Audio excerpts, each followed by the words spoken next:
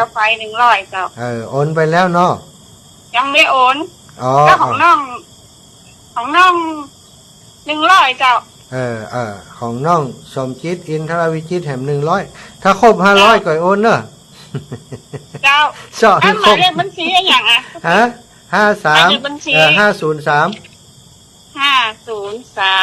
307 9360 503-307-9360จะขึ้นชื่ออาจารย์นพดลก่อนธนาคารกรุงไทยอาจารย์นพดลนั่นเนาะชื่ออาจารย์จะขึ้นก่อนเนอะเจ้าโอเคเจ้าสาธุอีละวันที่15ไปลืมนะเอาอาหารไปตัวเนอะ15ไปลืมถ้าลืมก็มากกันนะออนโมเนียเอาพี่น้องนาจะลามาเลี้ยวกินให้ทอบอิ่มมั้ยยังไปอิ่มเจ้าเอาแหมก็ชื่อไปเถอะมีเนี่ยมีฮันปลเลิกอะมีนะเฮ็ดทอบเรียบร้อยแล้วกินบ้านปอดชะอิ่งปิ่นบ้านปอดชะอิ่งแล้วซื้อวันนี้ก็มีเนาะถ้าจะล้ำจ้ะของเสริมงามนี่กับวันหน้ากับมาจิ้มกะมาวันที่15ก็ไปสู่กันกะ15นี่ต้องมานะจะมีซอด้วยเนอะมีซอตัวเองซอด้วยซอเสน่ห์กาลงที่15นะไปแค่เนาะไปกับมาอย่างได้หมูมีกะแม่วินทำลูกนั่นแหละจะไปกะเหมารถฮืออยู่มา2คนเหมารถฮือกันเนี่ยมาเลย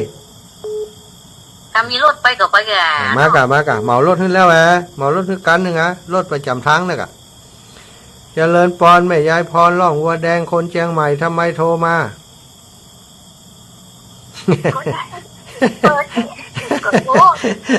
เปิดสายกระโทกกะ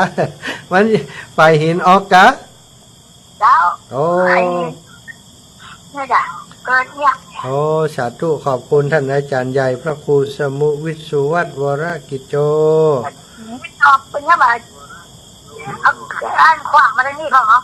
เดี๋ยวจะเอาไปเฮือกับขวางเฮียนอยู่จะได้มั้งหัวแล้วขวางเป็นถังก็มั้งต่ำลงไปได้กินได้กะถ่ายอยู่บ้านยายพรเอาไปส่งเฮือกำเนอลิตรละ50เอาแก่ๆหน่อยแกงยายพรป้อนกินได้บ้างแต่แก่สาธุกินในรู้ต้อมหูกับเนอเดี๋ยวนะไม่ได้กินเยอะสาธุยายพรคนเก่งศรัทธาญาติโยมแม่บัวเย็นจันทบศรีหมด9โทรมาใหม่แม่บัวเย็นจันทบมารับไม่ทันแม่บัวเย็นขอบคุณนะไปเป็นธุระทุกอย่างทุกประการได้ข่าวว่าจะไปหลานกะคิดอยู่นี่อย่างใดนี่น่าวันที่8เนี่ยจะไปเนอะ8กันปะกันเนอะเอาเห็ดทอบต้มไปต้มล้ำๆนะไปจางเป็ดเห็นไหมเจ้ามันจะใช้เกี๊ยวสักกิโลนึงนั่นน่ะดีมากใส่เกี๊ยวตัวน้ำปลาตัวซอสซีอิ๊วด้วยเนอะใส่ให้ครบวันนี้ได้ตีอันนั่นแหมนายแม่จดเลยยังกินที่เปิดโอนไป10,000 ปลายก็แล้วเปิดโอนไป10,000 ปลายกันน่ะเจ้ามัน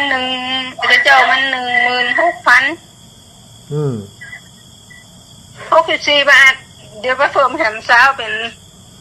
84แหละต้องไป84แต่เจ้านับดีน้องว่ามันมานับล่ำซ้ำอย่างเขานับหลายคนนับซ้ำมันได้84แล้วก็ได้หั่นแหม11,773รวมกันเป็น20,000ต่อได้กับบวกน่ะออกขั้นบ่ได้แม่2ตัวก็หั่น3ตัวก็อยู่หั่นบ่ล่ะ สาธุนะวันที่15เตรียมอาหารด้วยเฮ็ดเด้อ วันที่อย่างก็ 15อยากกินอันอย่างก็แม่5เนอะ5อย่างก็อัน